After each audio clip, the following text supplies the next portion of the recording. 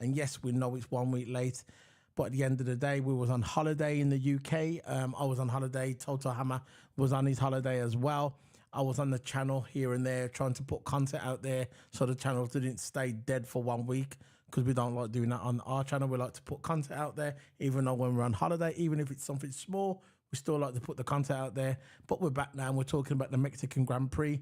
Usually we're going to depth about the tyre wear strategy, which we will do today, but only a minimum. Really, we're going to talk about what happened at the beginning of the race, how it could have planned out, and how we're talking about Checo Perez and how he could have done better in the race without lunging in the first lap. We know it was a racing incident, but it's always someone's fault. And in my opinion, it was Checo's fault. I'm not just saying it because it's a Red Bull driver. It was his fault. He said in an interview himself, he said, if I wouldn't have got that first place in the first corner, which was basically nearly impossible, he said if he wouldn't have got that place in the first corner, that would have been his race over. So it was his race over because he didn't get in the first corner and he crashed out. And I thought he should have waited. He's in the Red Bull car. I thought he would have had the crowd behind him. I thought he should have just waited and see what happens, but he never. He went for the lunge. And for me, it's panic. It's panic from the Red Bull team, in my opinion. He's panicking. He knows his job's in jeopardy. I know he's going to come out and say that he's got a contract for another year, but who cares about the contracts? Contracts can be breached. Contracts are broken, and that's just the way it is. So I'm going to bring in my co-Qs, my partner in crime. He's the one who does all my videos with me. He's Robin, I'm Batman. Toto. Abba. Yeah, big up, man. There you go, Toto. There's Toto back up his holiday with. How you doing, Toto? How was your holiday? Yeah, holiday was good, man. Good holiday, man. And how I'm doing, I'm feeling good, man. I'm feeling good. I didn't even ask that yet, but how are you doing anyway? You doing good? Yeah, I'm good, man. Okay, then. So what we're going to do, we're going to dive straight into this. We're going to talk about the incident, what happened with Checo Perez at the Mexican Grand Prix. I've just told everybody it was a week late. And by the way, before we start getting into this debrief, this is pre-recorded, as you know. Usually we do debrief on live, but we're going to start doing it pre-recorded now because we prefer it that way, because we've got a lot of live reactions, a lot of live videos, and we want to start doing some pre-recorded content for you guys. So we can basically, we're recording it now, but you're going to hear this tomorrow morning on Saturday morning. Saturday what's the date now? Saturday the 4th of October, you'll be hearing, no, November, you'll be hearing this video. So, Toto Hammer, what did you think of Checo Perez's incident in the first corner? There was absolutely no need to go for that lunge, in my opinion. Yeah, go on. You know, as I always say, never ever go all in for turn one. And it's understandable why I went for that. And I'll tell you why as well, because he had a good start, which is good, right? He had a good start, probably got too overconfident and has shunted the car. There was no need to go for that lunge. You had a good start anyway. You made a cut. You could have gained a couple positions early in the race. Look at the car you've got. Look at the car you've got. So I know it's not exactly the same as Max. At the end of the day, you're still in a Red Bull and you're going to gain them positions quite easily during the race. You had a good start. It was your home Grand Prix. Why not take it easy? Just take the third place. Take the third. Take the third place. I understand when you come from. Take the third place. Take the third place because, look, Max got a brilliant start. He drag raced both of them. Beat Charles because I think Charles was on pole. He drag raced Charles, both of them down to the first corner. Max passed him. Charles was second. And Checo just wanted to get in that gap where there wasn't a gap. It was similar to the incident with George Russell and Lewis Hamilton. Going for a gap, but isn't there? Just wasn't there. And I believe that, for me, in my opinion, Checo should have just waited for his time, then go for it. But he never. He was too greedy. He went straight into that corner. It was a big mistake from the beginning. And like I said at the beginning of the video, I believe it's the panic. Panic's kicking in. He knows he's got people behind him. He's got people saying, look, you have to perform. If he doesn't perform, he's got the way we're standing out, the Brazilian Grand Prix this weekend, and after that, we're only going to have 3 more races left. If he doesn't perform in these next 4 races, he's done. If Hamilton finishes in front of him in the Drivers' Championship, which I believe he's going to, he's done. He's not going to get he's not going to get no help off Max Verstappen, because Max Verstappen clearly come out today and says, look, I'm not going to let him pass me. I want to win all my races. I don't care. And we know how Max Verstappen is. We know he's selfish, and that's sometimes the way you're going to be. But we know he's not going to help his team out. Why should he? He should, but why should he? But we know that's how it goes. Max Verstappen. So Checo was out of the race, and he was clearly distraught. He was upset I could see by his face. I thought he was going to start crying in the cockpit. I never liked how the cameras was focusing on Perez too much when he was upset. I thought that was a bit disrespect. But look, that's it with Perez. He's out. So now I want to go on Lewis Hamilton's strategy. I believe Lewis Hamilton was on a good strategy. He made them tyres last to 25 laps. What do you think of him? It was a medium tyres he started on, and he made the medium tyres last 25 laps on a high degradation circuit, which we know in Mexico, and because of the heat and because of the high altitude, we know there's hardly any air in Mexico. It's very high altitude. It's not as bad as Singapore, but it is bad.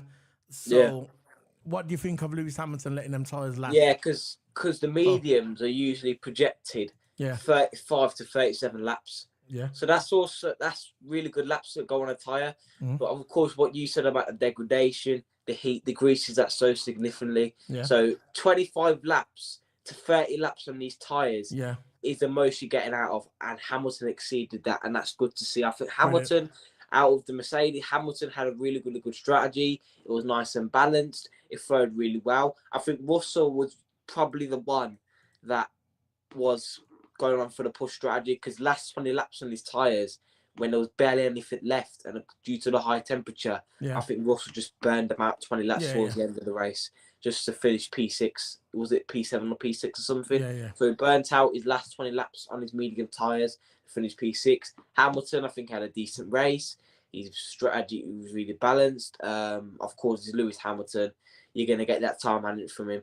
He stood his age on the tyres, so that's another factor, another video to talk about. But yeah, Hamilton had a balanced strategy. Russell also had a decent strategy, but he also pushed towards the end, which caused the losing wear on his tyres. Yeah, that's what I think, man. Hamilton had a good strategy. Russell had a decent strategy as well. But which I'm going to get into, or it's not going to be a long video. I'm just going to talk about this part. What was the weird. At the end, it's weird how, which I was shocked, and I know you were shocked as well, that Lewis Hamilton got the fastest lap at the end, the last lap of the race, and he got the fastest lap. And I was talking to Toto. It was very interesting. I was talking to Toto.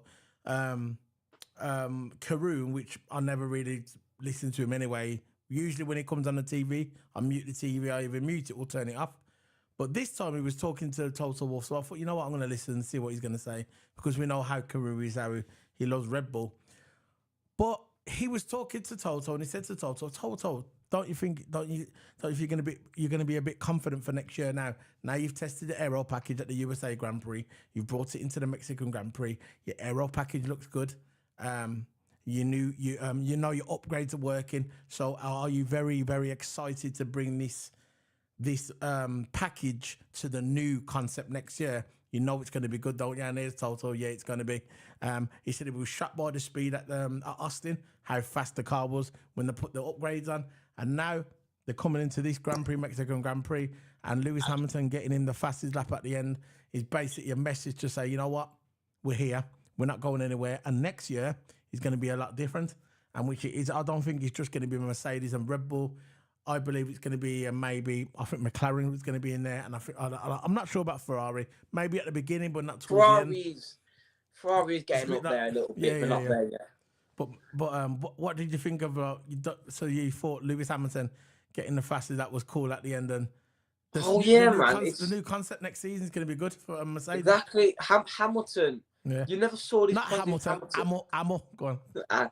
Hamilton, right? You haven't seen this positive Hamilton in ages. No, we all Mercedes fans know this. You don't have to be a Lewis fan. You haven't saw this confident Lewis. When you see a confident Lewis, it's a good Lewis. Yeah. You know, beginning of the season, it was all droughted, distorted. He didn't know what to do. But now the car is finally coming to his own. I don't know about the teammate situation, but Hamilton specifically, the car's starting to come into his own. He's starting to be more comfortable with it. Of course, the seat positioning as well. And it's just, the Mercedes car looks much better. And it's really good to see. Second place for Mercedes behind Red Bull. And it's it doesn't look like Verstappen is pulling away as easy as he was last season. It doesn't look like it. It looks like that gap is decreasing and decreasing and decreasing every single race. So breaking news is coming. Breaking news coming before we go. Breaking news that George Russell's been handed a 2-place group penalty for driving slowly on the pit exit and not staying left, as per the race director's notes. And also the comments are coming in saying that they had 2 opportunities to penalise Max and they didn't. Max done exactly the same thing. Yeah. Exactly the same thing, and he didn't get penalised twice. 2 separate races, he done the same thing. He got reprimanded, never got a penalty. He got reprimanded. He had 3 charges of the same thing. They're identical to the same thing. Actually, it was even worse because it was actually in the pit lane. It was actually in the pit lane. He impeded. It happened 3 separate occasions. He had 3 different charges, and he got away with it every single time. Russell's under investigation and he gets a 2-place group penalty. But it is what it is. We know how it goes with Max Verstappen and the FIA. This is why it is what it is. So I'm going to be signing out now. Thanks for Toto for joining me. I know it's late. Yeah, so F1 2023 Debrief, episode 90 Mexico. See you later, guys.